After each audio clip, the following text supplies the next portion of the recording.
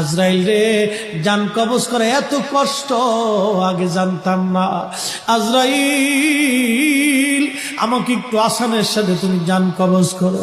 আজরাইল বললেন, হুজুর, আসমানের নিচে জমিনের উপরে আপনার চাইতে সহজভাবে জান আমি কারো কবজ করি নাই।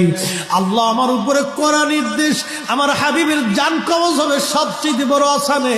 হুজুর, আমি যদি আপনাকে আসানে জান কবজ না করি, নবী গো, আল্লাহর লানতে আমি ধ্বংস হয়ে যাব। ইয়া নবী আল্লাহ, আমি সেই ভয়ে আপনাকে আসানের সাথে জান কবজ করতেছি। হুজুর গো, আপনি নবীর আগে এবং পরে এত আসানে কেন জান কবজ হয় নাই, হবে না।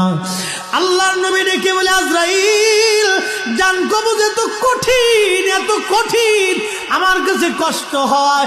একটা অনুরোধ তোমার কাছে করে দেয় আজরাইল, আমার উম্মতের জান কবজটা তুমি সহজে কইরো।